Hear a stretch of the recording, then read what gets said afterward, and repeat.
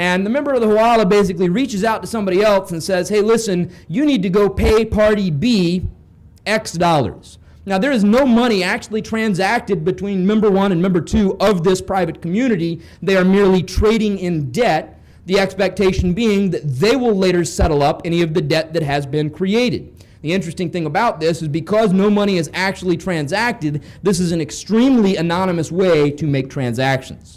Of course, finally, there's also good old Tony, and you'll have to pardon us, the volume is kind of low here. And besides, with a bank, there's always tons of forms to be filled and all that shit. With old Tony, nothing to read, nothing to write. Nothing to read, nothing to write. All right, so volume was a bit low. Hopefully you guys have all seen The Professional as well. If not, bear in mind you've got homework, right? You got to go out and watch Cloak and Dagger, and you got to go out and watch The Professional. Okay, so now we get back to travel. You want to travel in disguise, and you want to wear hats, glasses, change your appearance, keep another form of appearance with you so you can continue to change in public if you need to. You're going to want to be very, very aware of camera location, security, surveillance. You want to avoid mass transit as much as possible, not entirely necessarily, but there's a lot of surveillance in mass transit, and you need to be aware of that. Again, unregistered vehicles at this point is our primary recommendation for travel. Greyhound will still work here, of course.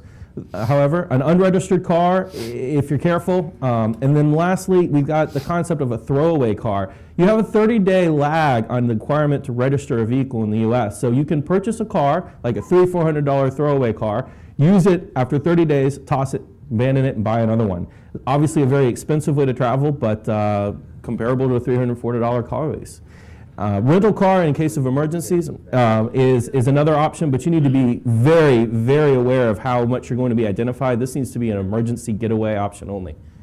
Why not register a vehicle with a New Mexico LLC? Because most states, at least many states, don't require SSNs, and there are states that don't.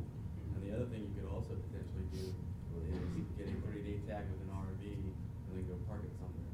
Right, that's a good point. We did talk about it at the Cloak level. Yeah, but his second good point is registering a vehicle through your LLC, and as long as you don't have to give away a driver's license or ID. Good point. Thank you. So tracking. Here we say no GPS hardware, right? You cannot own your iPhone, you can't have a Google phone, a GPS device at all. There's no assumption to be made that just because you hit the disable button in your software that they didn't actually re-enable it and start tracking you. If there is hardware for tracking in the device, don't own it. You need to keep your cell phone off. A lot of phones now, if you have GPS disabled, you call 911 for whatever reason, they will turn it on. Perfect example. So if you're going to call 911, the phone will turn GPS on for you. They'll be able to triangulate your general area anyways, even if you just have a cell phone. Which is exactly the Absolutely second correct. point. You need to leave the cell phone off at all times except when making a call, and then turn it back off. And again, with a burner cell phone, you're going to be cycling through these phones on a fairly regular basis, so you don't. Hopefully, you're not going to be. People are not going to know your current phone number. Disabling Wi-Fi, Bluetooth, 3G, 4G, whatever, same exact purposes. Miscellaneous electronic devices gets back to the concept, if you don't know the hardware that's in it, then don't own it. You need to be very confident that it does not have some sort of tracking device in it. RFID tag rule, same applies at the Cloak level, just apply it here too. And then if you're still feeling paranoid, you can put on the tinfoil hat. Telecom. So communications, we open up a couple of different options because of higher technical expectation at the Dagger level. VoIP is a good way to communicate with Z-Phone layered on top of it. You can either do the hosted or build your own routes with the VoIP. If you've got a friend's pre-BX, you can freak through it and bounce your calls around, right?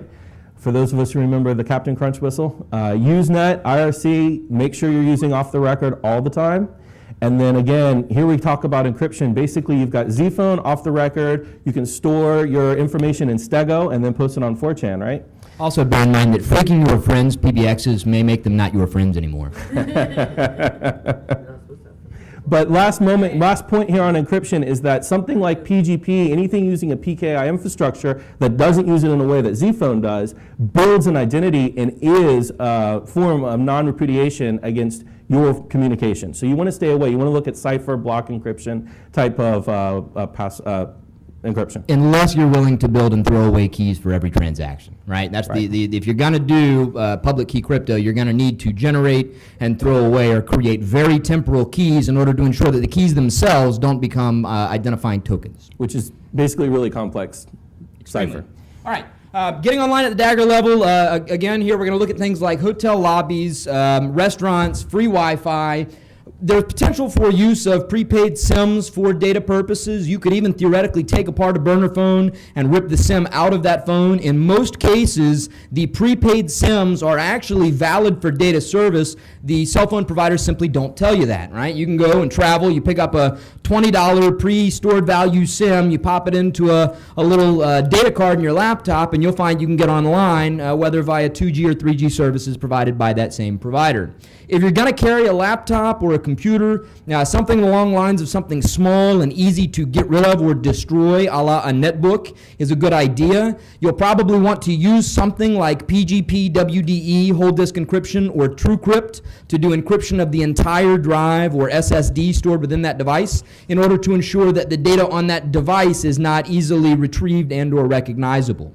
Further, again, at this level, we are going to require the use of Tor and proxies, right? You're not going to be able to get away with making these optional. You're going to have to use them in order to ensure the level of privacy or anonymity you're looking for.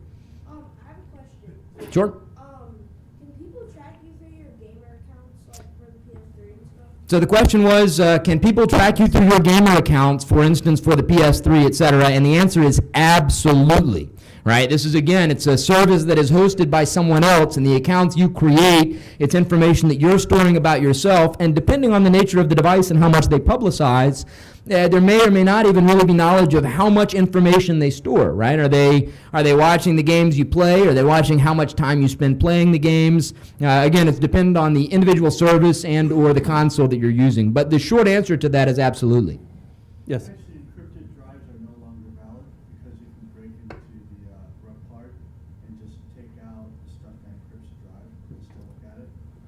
All right, so the point was made that encrypted drives are not really as valid because theoretically you could strip the drive and basically take out the components that provide for the encryption.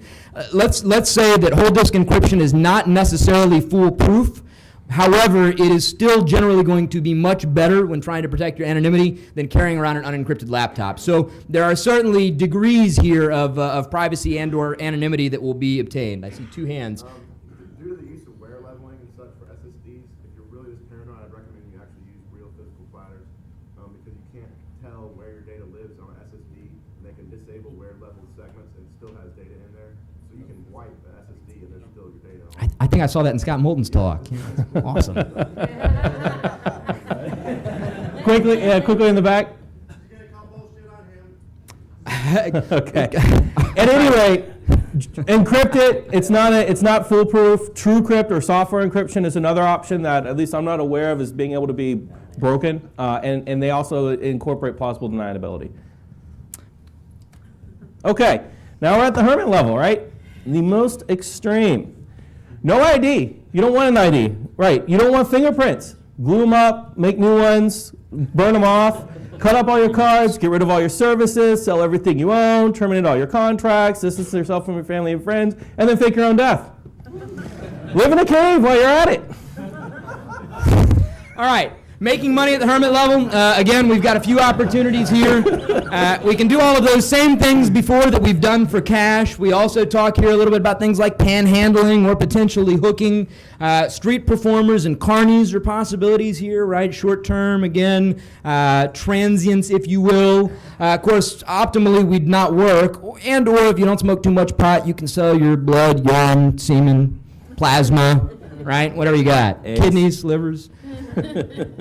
All right, using money at the hermit level, again, we're gonna stick pretty much to cash when possible. Bartering is also a possibility here via, say, flea markets, Craigslist, classifieds. Here's our guy trading a chicken. Free cycling is a possibility. Also, we're going to recommend self-sustainment, and quite honestly, we really wanted to go into more detail about truly getting off the grid and doing alternative energy, but given the time factor, we really just can't do the topic justice. So you guys want to get into V2.0 of this talk. Maybe next year we'll talk more about self-sustainment and living on your own means. All right, we're going to try and speed it up here. We're running out of time. So travel, you walk, you bicycle, still Greyhound actually so far. Be a stowaway or